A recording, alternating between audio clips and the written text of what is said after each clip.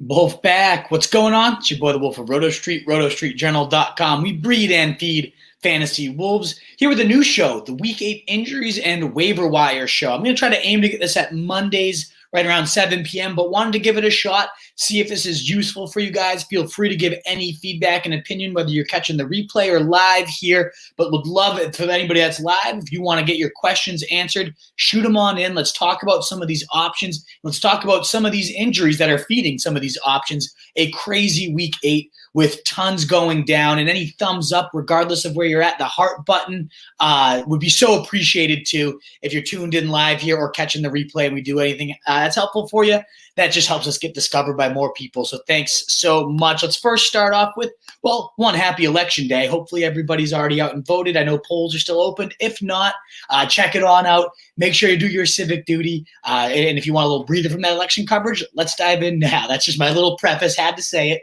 But today was also the trade deadline, the other big day where the future's changed, right? Well, woo.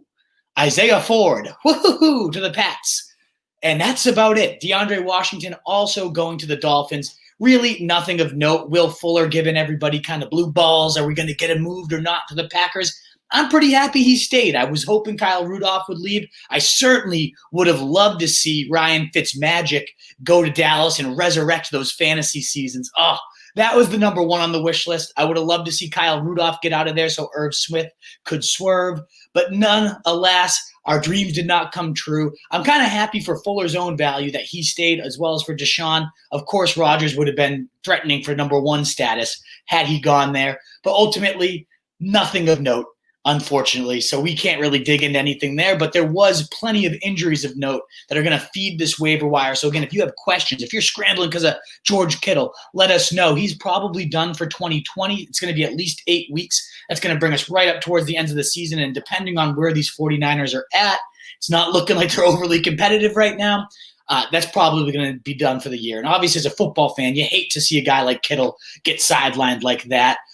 It's such a joy to watch every year, every day, every week. The tenacity that guy plays with, insane. But of course, on a fantasy level, him and Kelsey are the only tight ends averaging over 15 PPR points per game. So it's a huge gap. There's only one real humongous edge gainer, and that being Kelsey.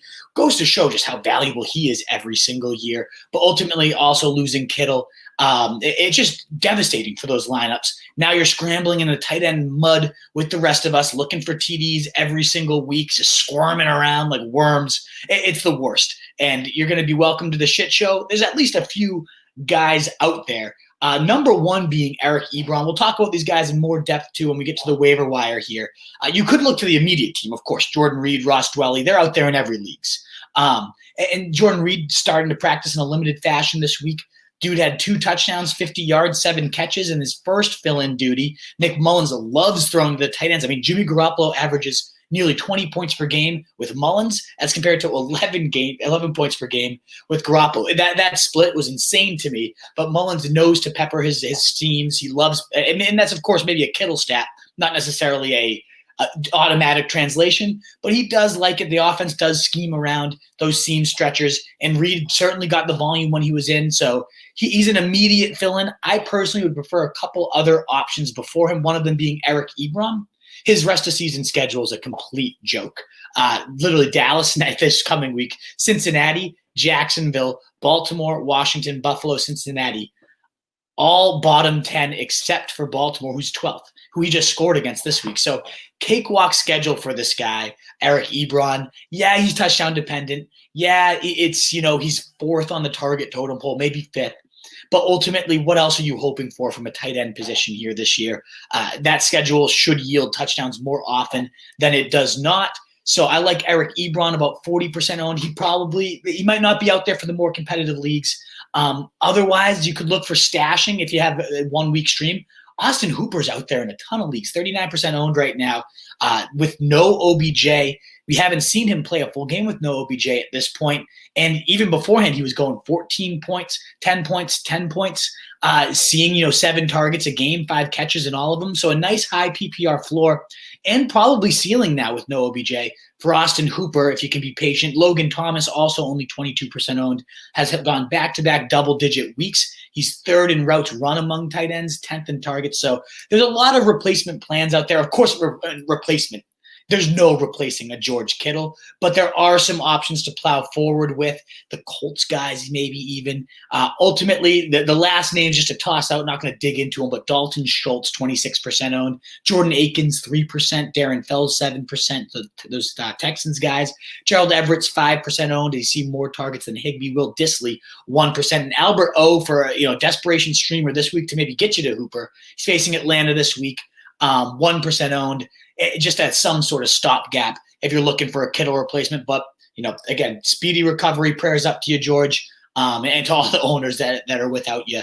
It's a tough blow. And if you suffered and you want to vent to the chat, we will get all your questions later for sure. But another kind of out of nowhere injury, did not see this one coming. Myles Gaskin. Where did this come from? An MCL, 3 weeks absence? And by then, who knows? That's right around week 12, 13. Can you really hang on to him at this point? Well, yeah, if he goes to the IR, of course, you can stash him in a lot of leagues in that spot.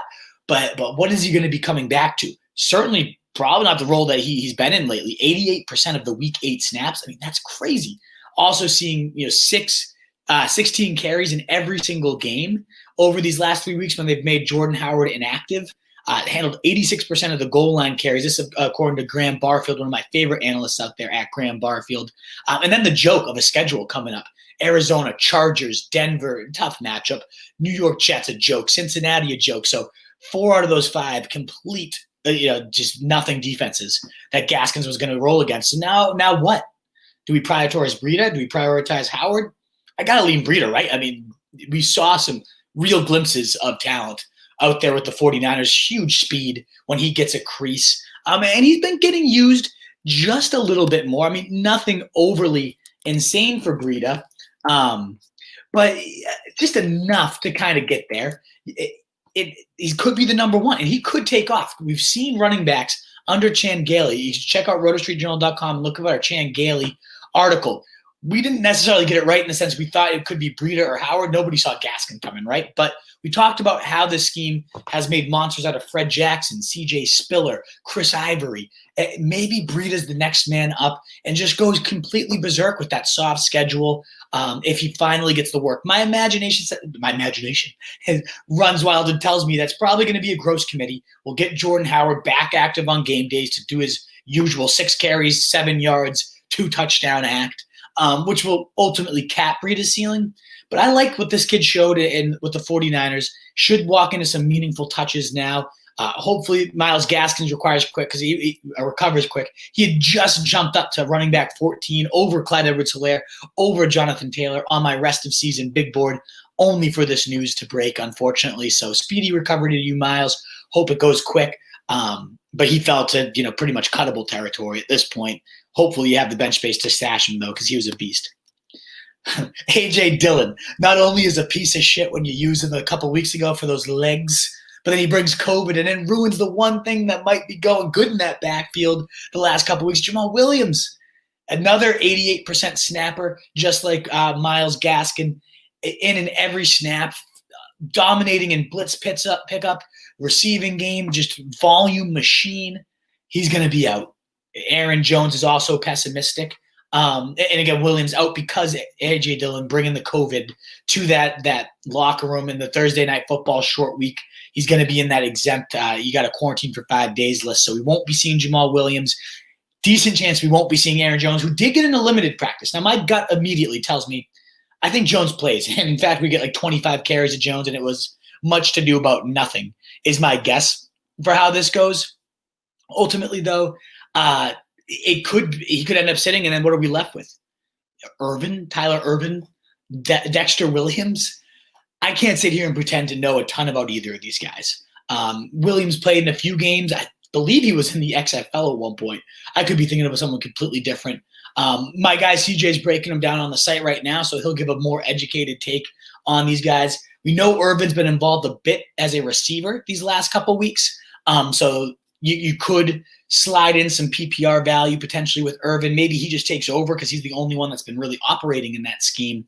I'm not going to go sprint out and spend a ton of FAAB on any of these guys. I'd much rather go after Breida.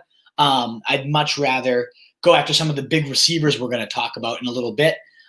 I just can't imagine, even if you get one that's usable, DJ Dallas had a big 2-touchdown day.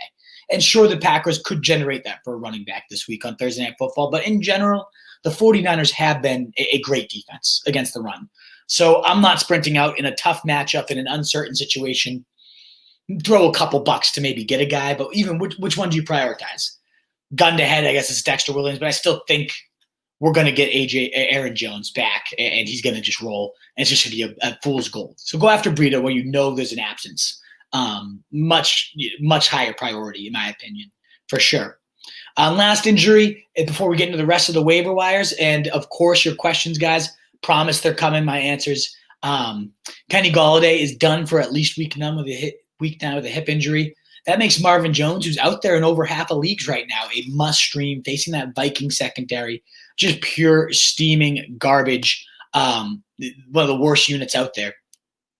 So you could definitely scoop him up if he's out there, getting some fill-in. Marvin Hall had 4 catches for 113 yards on 7 targets. Showed some nice deep juice. Maybe he gets in there. Quintez Cephas, I think is how you say it, Cephas. What the fuck's name is. He directly backed up Gallaudet earlier in the season when Gallaudet was missing time, so I imagine we'll see more of him. He was inactive this last week, which probably led a bit to the Marvin Hall breakout. But you got to obviously prioritize Marvin Jones first. Again, 2-touchdown day, now gets the Vikings. But Marvin Hall and Quintez Cephas could be in play for desperate owners if you miss out on some of these other waiver wire guys we're about to discuss. So let's get into these waiver wire pickups for this week, starting with the running backs, who are not how I prioritize it. There's probably 5 wide receivers I have. I can even pull up a graphic about my top 10 rankings of it. The running backs, though, Edwards got to be right towards the top. If it's not Breida, it's Gus Edwards, in my opinion. Should get another week. They're thinking this ankle injury is going to linger. And Edwards, in his first kind of role as the lead guy, 16 carries, led the team, 87 yards, a TD. Looked like a nice steamrolling self that we've seen anytime he's gotten the work. This dude's impressive. Not quite as impressive as J.K. Dobbins, who's averaging more yards per carry than any other running back in the league. I think he's most in yards after contact per touch. Dobbins just unleashed the guy. But I can see why the team's hesitant when Edwards is playing just as well, can batter the defenses, and they form this nice 1-2 punch. They just both operated so much more efficiently when they could get in a nice rhythm, get in a groove. They still saw the 15-ish touches. When you have to disseminate that between 3 guys, then that's when it gets ugly. No one gets a rhythm going. No one can feel out the line. The line gets that feel too for their running backs, right? Like, it's a whole synergy that it creates. You just can't gain that if you're constantly in and out with new guys. This kind of showed that. I hope that stays the way for Gus Edwards. Matt Breida, as we talked about earlier, obviously Myles Gaskin, the injury. Very explosive guy in an offense that used C.J. Spiller and similarly explosive talents very, very well. So I'm excited to see what he does. For all the ceiling, if you need a home run play at running back, to me that's Matt Breida this week. He might be nothing. He might get trapped in a committee with Jordan Howard, but he has the long speed and the potential available volume to go bananas for these next 3 weeks. And maybe even take over that backfield for the rest of the season. And as we said, the schedule so soft, and all the 88% of snaps of last week, so much vacated volume now up for grabs for Breida. The Packers running backs could be on your radar. I prefer Jordan Wilkins even to them, who saw 20 carries, just out-carrying, out-producing the most mind-boggling, awful fantasy fucking frustration situation. Jonathan Taylor makes me want to puke all over myself right now as we speak. I guess there was a tiny little ankle injury that sidelined him throughout the game. It could have also just been a hot hand because Jordan Wilkins got it and he crushed it while he was getting the carries, and that's disgusting. I hate it. I don't want to be saying this right now. But Wilkins, as we've raved about for Jonathan Taylor, has a goldmine schedule rest of season. So if this injury is legitimate, then Wilkins could do some serious damage as the clear-cut big backfill. And never mind the fact that Nyheim Hines also caught 2 touchdowns. Just the ultimate frustration for us Jonathan Taylor owners out there. I do think Taylor will get it together at some point, but how long can you be a buy low for? And last but not least, of course, Hasty, if he's there. I didn't even put him on my top 10 list because I assumed he was gone in every league, but it looks like he is under that 50% threshold. Gets a Packers team we just saw get destroyed by Dalvin Cook. Now, Hasty, of course, not Dalvin Cook, but this 49ers team runs the same exact zone blocking scheme that helps that thrive, that Kubiakin scheme. And we should see another big day. They've had trouble, the Packers, defending any type of running back, the most points to running back now, even more so than Houston. But zone blocking in particular has given them nightmares. And so I think Hasty, in line for the most work there, going to be a top 20 or so ranking in my rankings, which I will be doing live just about 20 minutes or so after this. Take a little break, come on live, continue to kind of get a breather from everything going on tonight. So if you want to check that out, or if you're catching the replay, that should also be on the site by the time you're watching this anyways. But I love Hasty. I'd probably prioritize him if I needed that just 1 week gap. He's the number one play out of this list. But if you're looking for longer-term upside, Breida, Edwards has one of the softest schedules moving forward too. All these guys kind of have soft schedules. And last but not least, Akers with Daryl Henderson getting a little dinged up. It doesn't look like Henderson's going to miss a ton of time. But Akers came in and showed some juice, showed the juice that had everybody so excited about him. And then, of course, right after he makes a million men miss on a pass, they bring back in Malcolm Brown. It's not ever going to be this clear-cut Akers show that we all had hoped for, that we all had wanted, and Henderson should be back. So I'm not going to go blow my load to go get Akers, but worth owning just to see if anything lingers with Henderson as it has in the past. Could end up getting a number 2 role moving forward. In terms of wide receivers, it's loaded this week. And you don't often say that at this stage of the waiver wire, but Corey Davis is still somehow unowned in over half of leagues. The dude has put up double-digit PPR points every single time he's been on the field. Most recently, 27 PPR fantasy points, 128 yards on 8 catches, 10 targets. I mean, is he the 2020 Devontae Parker? It sure seems like it, right? It's frustrating, maddening throughout his whole career, and then just puts it all together in a prove-it style, like they didn't pick up the option. He's lighting it up. AJ Brown's still the number 1 there. I'm never going to let that type of thought creep in. But Corey Davis is like a 1B. He's playing up to his ceiling right now. He's an every week's wide receiver 3, like high-end wide receiver 3. Really, the stats suggest he's a wide receiver 2 at this point. And the schedule does stiffen up a little bit, but with A.J. Brown drawing those number 1s, Davis is just feasting, and I think it continues. He'd be my number 1 pickup, but Alan Lazard coming back real soon, potentially as early as this week. He was designated to return as of last week, and with these injuries around him, I could definitely see him getting that call this week. Remember, before he went down, 18, 8, 26 PPR points. The wide receiver 16, 68, and 6 in his 3 games. And then he went down. And we haven't seen him since with that core muscle, but he is the clear-cut number 2 here. Nobody has threatened that. Marquez Valdes-Scantling has been beyond a joke in his absence. So ultimately, I think Lazard should step right back in to that number 2 for Packers. They didn't make a deal at the deadline. I love Alan Lazard rest of season. Think he could have maybe the highest ceiling of anyone on this list, other than maybe Jalen Reagor. It didn't blow any doors off, but played a lot of snaps. Ended up with 3 catches for 16 yards, one of them being a touchdown and a 2-point conversion. Encouraging.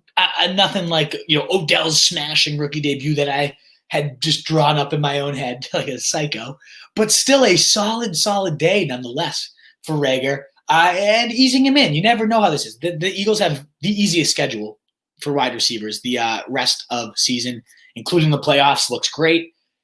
Fulgham, I got to maybe eat this L. Not necessarily L. I just keep being like, are we really going to believe in a dude named Fulgham? And he just keeps showing up. So at this point, I'm going to kind of accept Fulgham's the number 1 here. But that doesn't mean Reagor can't be a great compliment, and Corey Davis to Fulgham's A.J. Brown.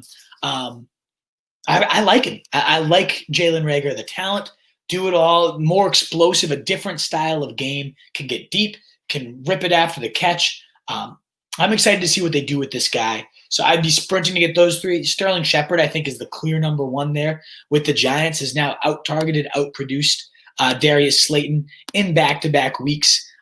Goes for 18 and 15 in his first 2 games back. Again, such a highly used option there. Found the end zone one of those games. 10 targets last night, 8 catches on him. PPR monster. He's the number one there. It's not Slayton. So this is a huge downgrade for Slayton rest of the season, in my opinion. And Shepard, nice bump up. Another guy, again, between Davis, Lazard, Rager, Shepard, there's plenty of every week usability on the waiver wire for wide receivers. Those guys are hovering around the 20 to 35 to even 40% owned. Curtis Samuel's right at 20%. Thursday night, we saw exactly what this dude can do. Got a touchdown in the run game, touchdown in the receiving game, deep threat, stretches, used all over. And he's getting peppered. I should have the stat pulled up right here. I don't. On third downs, it's like Teddy Bridgewater just locks in on this guy. And that leads to a ton of just cheap dink and dunk PPR points. But it's clear he trusts him. It's clear he has a role, even if it's below DJ Moore and Robbie Anderson. Maybe not below DJ Moore at this point. He's finding his groove in Joe Brady's offense that prioritizes speed and space, versatility.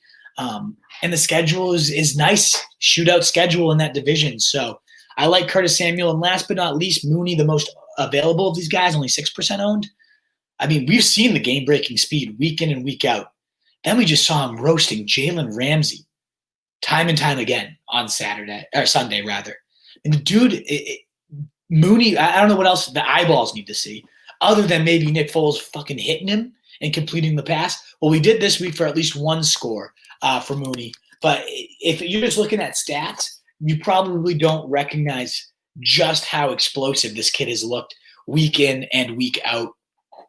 And it's just been that ball from Nick Foles hasn't connected. It finally did this week, 18 points. He gets Tennessee, third most points to wide receivers, Minnesota second, then a bye week, but it's still pretty cakey after that. Green Bay, depending if he gets Jair, that'll be on Robinson, so you get the week number 2. Detroit, a joke. Houston, thank you. Minnesota, again, another joke. Jacksonville, week 16. I mean, there's literally not a single hard game rest of season for Darnell Mooney, who again has flashed the talent repeatedly.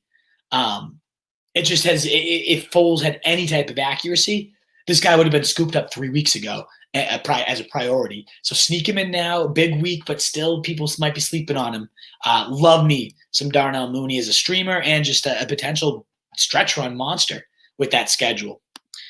We went into tight ends really in depth, so I'm not going to go as crazy as when we did. If you missed that, just rewind to the Kittle part. But Ebron's schedule, a joke at 40% owned. Jordan Reed, of course, the natural fill-in, 2 touchdowns, 50 yards last time he played. Logan Thomas, back-to-back double-digit games with Kyle Allen. The volume's been there all year. It now just seems like Allen's kind of steadied it out and gotten him some decent looks. Kyle Allen, who would have thought, is the guy to unlock LT3. Dwelly could also be a guy that you look at. And I just want to mention, too, Hooper. If you have the ability to stash and wait one more week, seen him dropped in a ton of spots, I really think Hooper could go on a pretty crazy tear, considering he was back-to-back, 3 straight games of double-digit PPR points. And that was with Odell in the lineup. 7 targets in them all, 5 catches. I mean, steady, consistent diet that could have his ceiling even raised. Good floor, good ceiling, nice schedule. Austin Hooper, another guy to look at tight end. All righty, folks. That brings us to Ask Me Anything Mailbag. Looks like we've got plenty of questions so far. Keep them coming in. Right at that 23-minute mark. That's what I like to have these shows at. Trying to break them up a little bit since some of them go to like 2 hours here. Brody Roberts, thank you for tuning in, man. My nephew's name is Brody, so you get some preference here.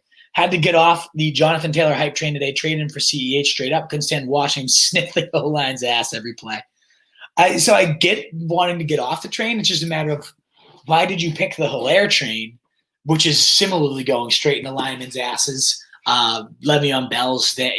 Neither one of these guys seems like a train I really want to board right now. So I don't blame you if cathartic send a message to the locker room, but then you just bring in a guy that's kind of in the same boat right now, Brody. A little baffled by it. Dan Rice, 88. I've traded for Gaskin and Gallaudet in the last 8 days. Dan Rice, let me know if you pull off any other trades so I avoid those players like the plague, man. Sorry to hear it, though. That's a heartbreaker. At least it wasn't Kittle, I guess. Damn.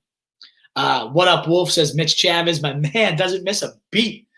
Fucking love you, Mitch. Good shit. Mike Clay as well. My boys are always out. I love it. He says it's useful. Let's get it. Awesome. Let's let it rip. Again, most likely will be on Mondays, just because I like to do my ranking show on Tuesdays. We'll go back to back. We'll double it up, double wolf time for you guys that have the stomach for it.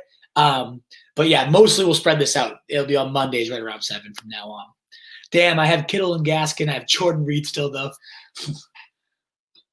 But any sentence ends with, I still have Jordan Reed still, though. Are we really that pumped up, T.C. Haley?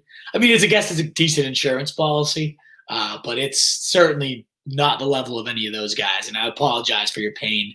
That is a tough go at things. Christian Gunolfson. Would you drop Devontae Parker for Antonio Brown or Deontay Johnson? I think I would probably for either guy, but give me the ceiling of Antonio Brown. I know a lot of people are down and like, it's going to be capped, but there's also the chance he ascends to the number one there. Him and Brady obviously have their past chemistry, even if it was short. Brady really banged the table to get this guy there. They're living together. Like, there's some serious upside for him. So, I mean, I like Parker, though. I want to see what he does with Tua. So that's tough. That's a tricky one.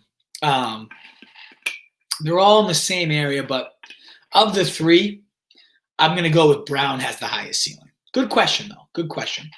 And again, those of you tuned in, if you don't mind giving us a thumbs up, whether you're on Facebook, YouTube, the heart button, on Periscope, it means the world. Helps us get to more people, more eyeballs. So thank you so much for tuning in. Get your questions in. I will answer them all. Let's keep it going, Wolfpack.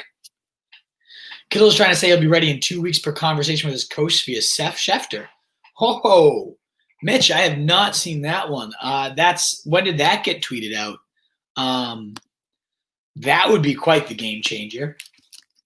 Hopefully nobody dropped him yet. I guess I should have covered that, and the fact that like Kittle is one of the toughest son of a bitches out there, so maybe hold on to him. Wow, okay, here we go. At 49ers, Kyle Shanahan on the timeline. They told me 8 weeks. Kittle says 2, but that's how he rolls. That's why he'll go to the IR. If it's better than what they're saying, he'll have a chance to come back this year, but 8 weeks is 8 weeks. So that you hyped it up a little too much there, Mitch. Is like, oh, he's going to be back in 2 weeks now. Just messing with you, buddy. But to me, that sounds like I don't know. If you have your IR spot, obviously you hang on to him. But in my guess, he's done for the year. We'll see, though. Dan Rice, Jake Luton thoughts. Is this the Jacksonville rookie come in? Does anybody, excuse me, know a fucking thing about Jake Luton of the Jaguars? Here's my thoughts.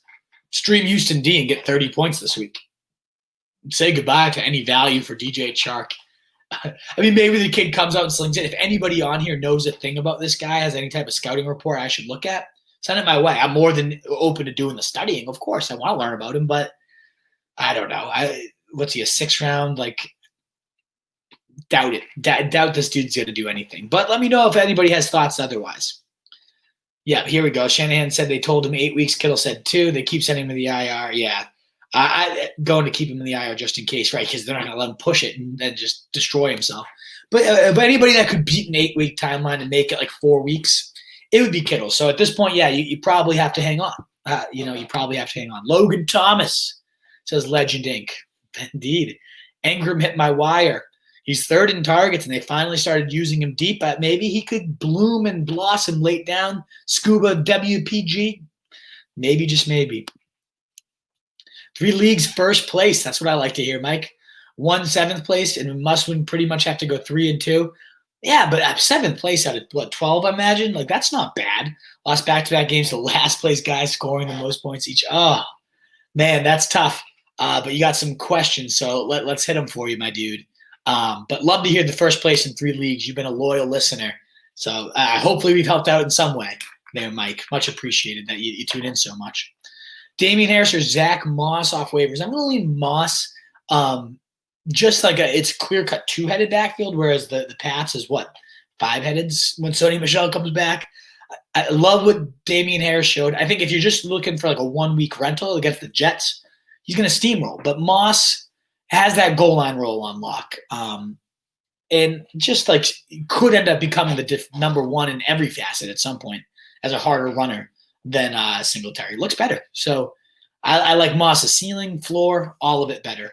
So give me Zach Moss. CD droppable. It'd be for Cooks. For Brandon Cooks, yeah, I would. My one reason for hanging on to CD, Mike, I've gotten this question a few times today, so I appreciate you asking it. My one hope was maybe Ryan Fitzmagic goes there and they sling it, or Jameis Winston gets freed, or whatever it might be. Sadly, clearly did not happen.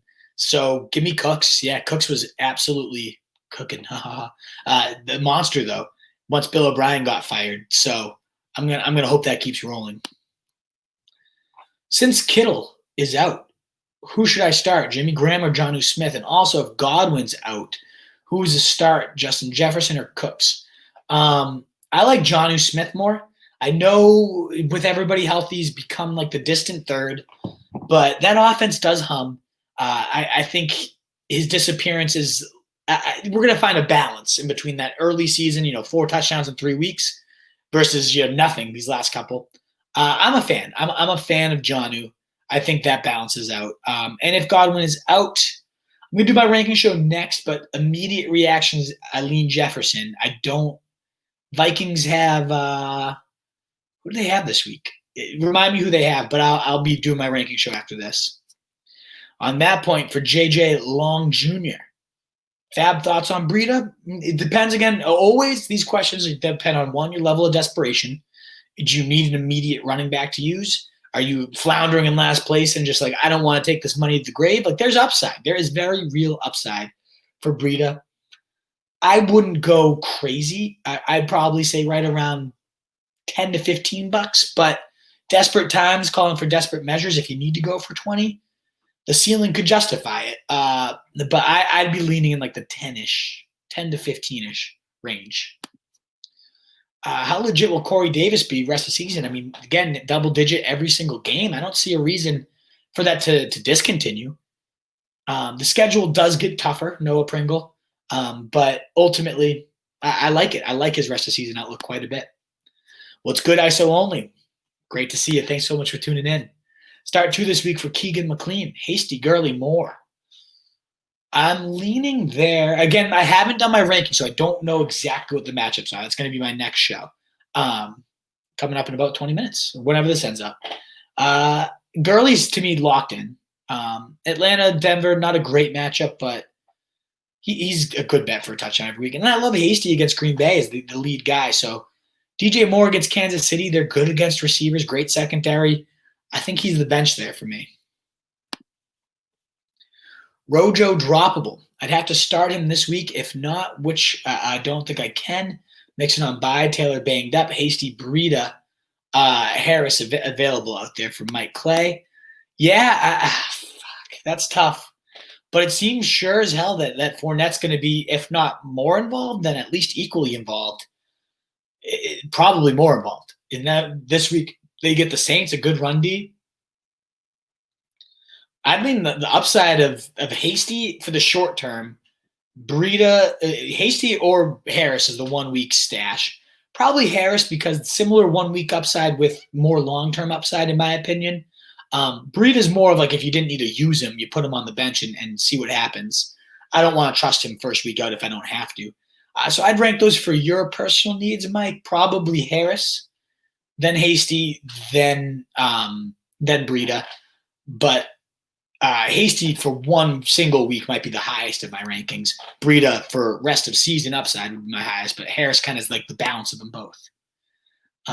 ISO only lost Kenny. Best fill-in option out of Mike Williams, Lazard, Kirk, Slayton, Deontay. So you got some good options out there, my dude.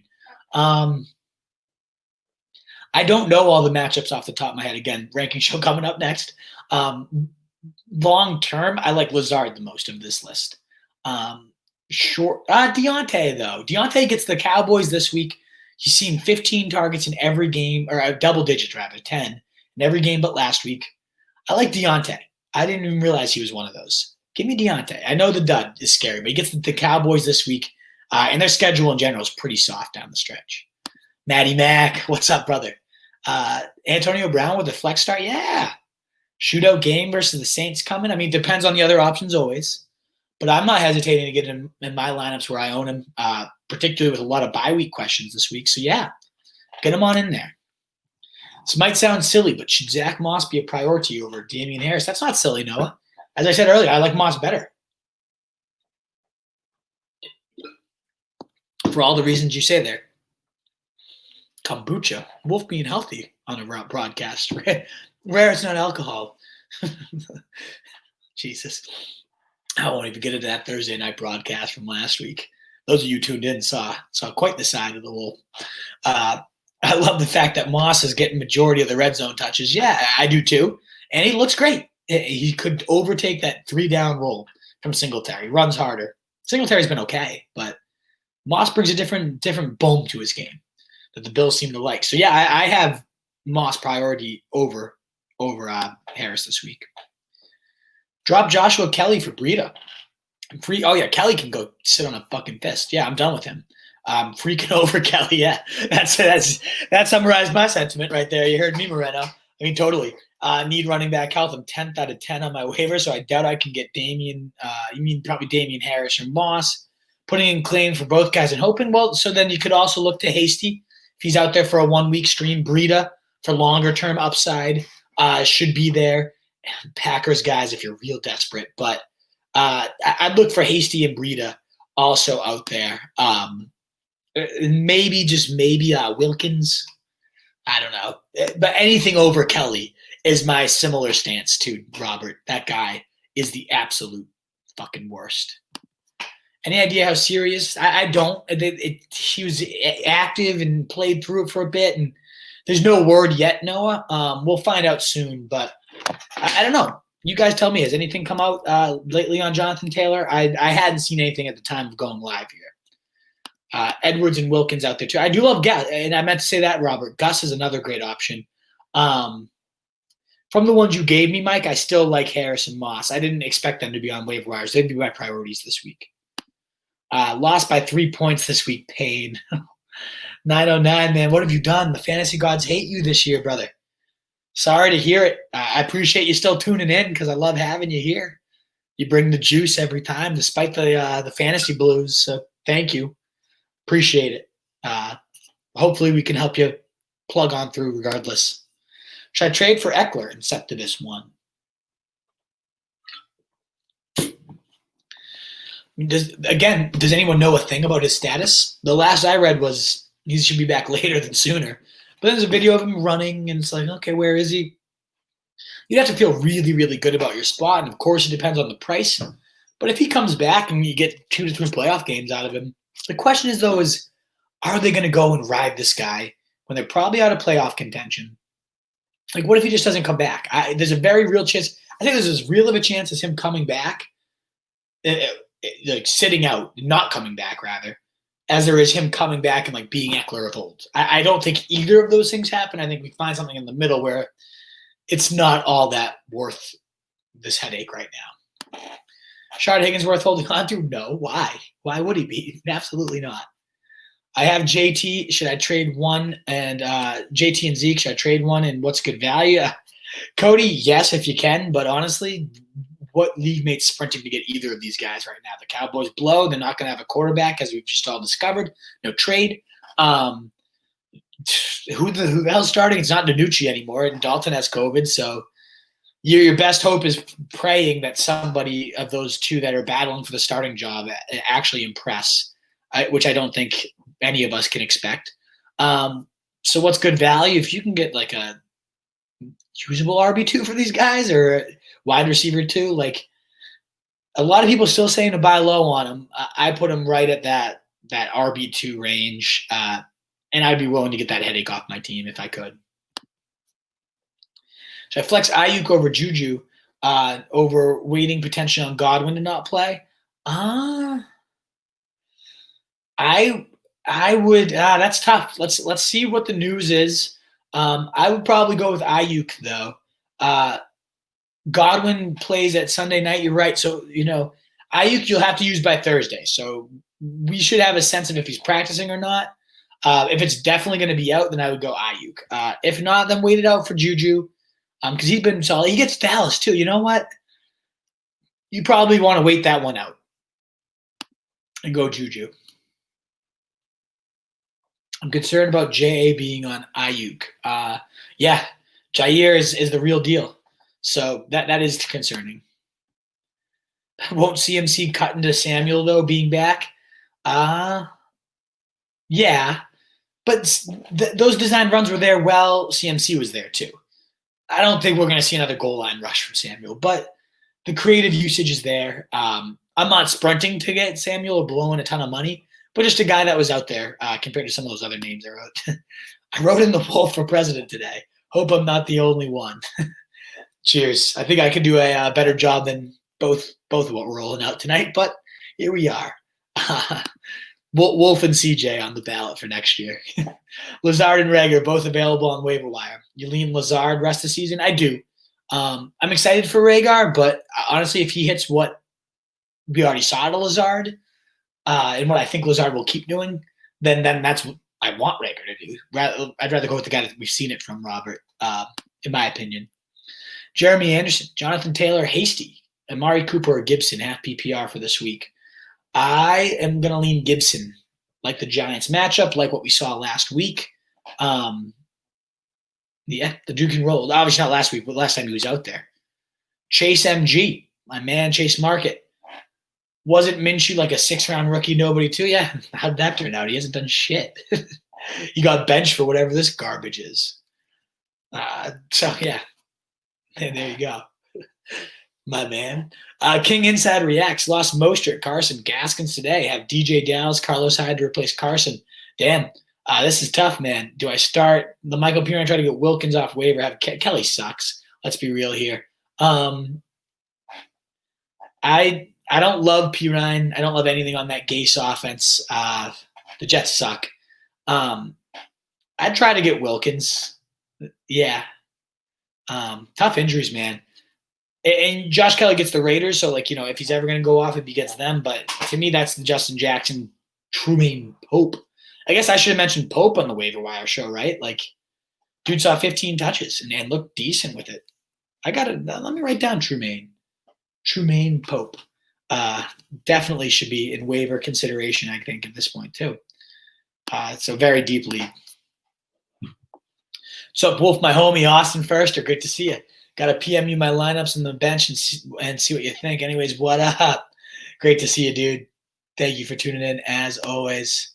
Any advice? Oh, yeah, I think I just hit that for you. But I lean Wilkins of those options. But Kelly, if he's ever going to get done, would be against the Raiders.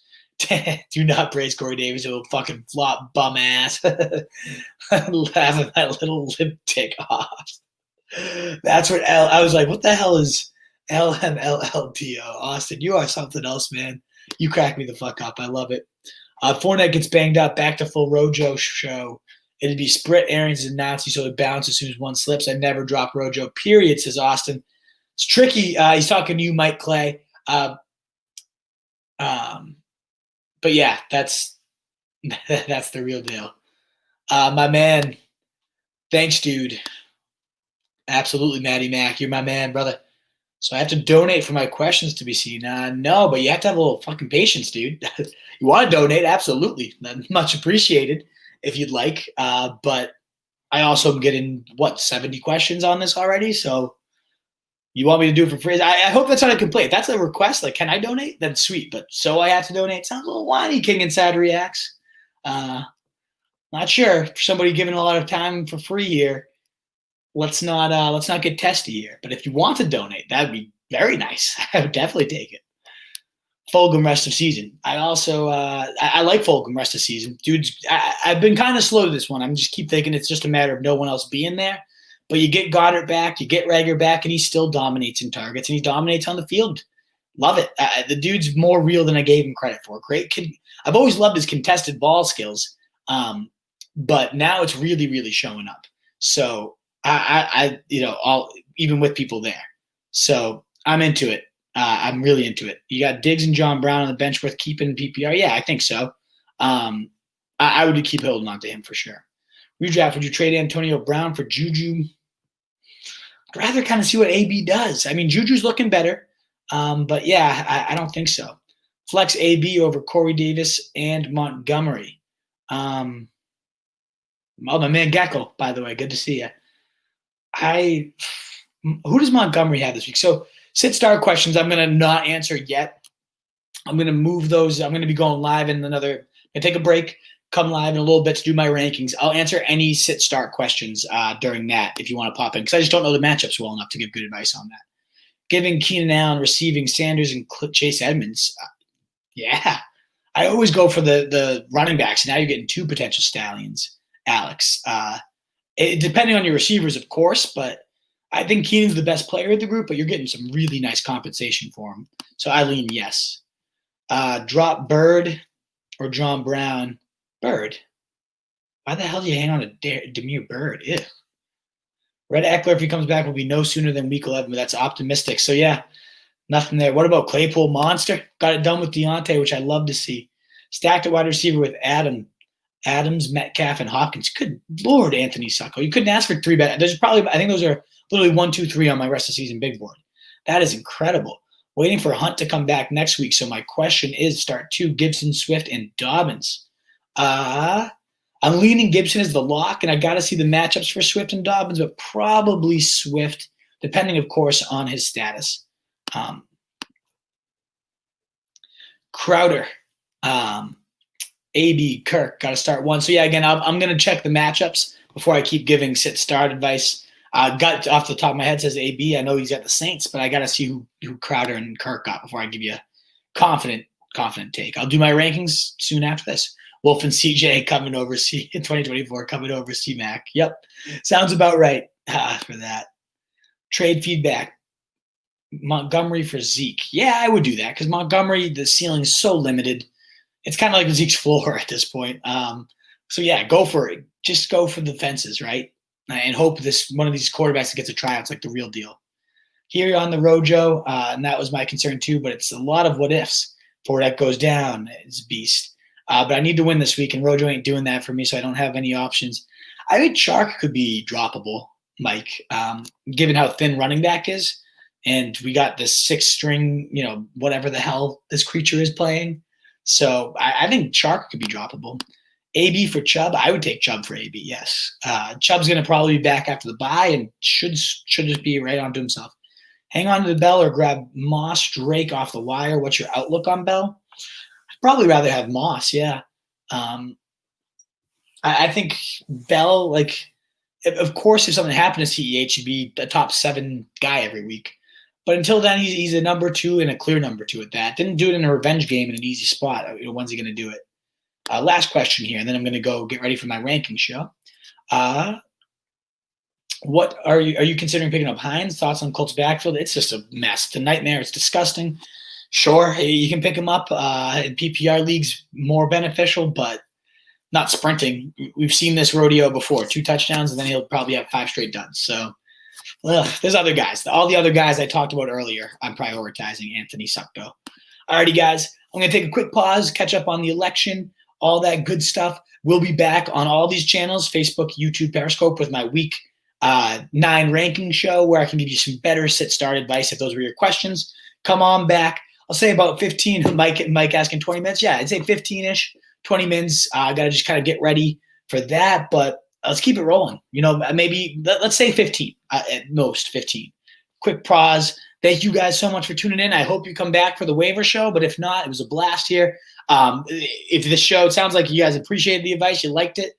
So if it was helpful again and you haven't given it a thumbs up, please do. If you haven't subscribed on YouTube, that's where we're really trying to make gains. Subscribe and hitting the bell so you know when we're going live and can help you out. Means the world, Wolfpack. And if you caught the replay, thanks so much too. Greatly appreciate it, guys. We'll be back live with the rankings in about 15 minutes. Thanks again, and we'll see you soon.